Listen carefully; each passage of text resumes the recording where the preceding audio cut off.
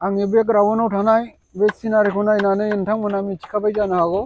नैबे आइपुवालि दालां ब्रिजआव फैनानै दंफैयो आङो बे ब्रिजखौ नायनो होननानै।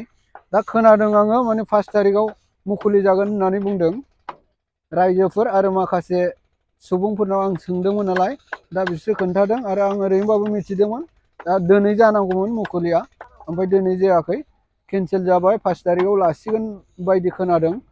दा बुंनो थाङोबा नैबे लामा क्लियार जानायाव जोंनि बे जायगायाव थानाय थुक्राझारनिफ्राय फैनाय ओरै दैबारिनिफ्राय फैनाय बे लामाखौ लानानै बिराद गोजोननाय दं। मानो होननानै बुङोबा सिगांनि समाव दै देरबाय बायोबा माने बे लामाखौ बारनोनो हायामोन, बिराद खस्थ' जायोमोन।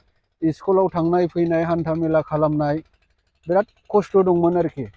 दा नैबे दालां जानायनि उनाव, जाखांनायनि उनाव बे खस्थ'आ थानाय नंला।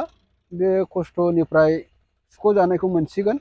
मानो होननानै बुङोब्ला गोजान गोजान मानसिनि जायगानिफ्राय मानसि फैनायावबो बिराद खस्थ' मोनोमोन बे दालांखौ लानानै। दिनै सरकारनि अननाय आरो मददजों दिनै बे दालाङा जाफुंनो थांगासिनो दङ। दिनैहाय बे दालांखौ लानानै जोंनि रायजो राजानि सायाव बिराद गोजोननाय दंसै होननानै खोनादों आङो। मानो होननानै बुङोबा सिगांनिफ्राय बिराद खस्थ'मोन बे दालाङाव थांनो फैनो थाखाय।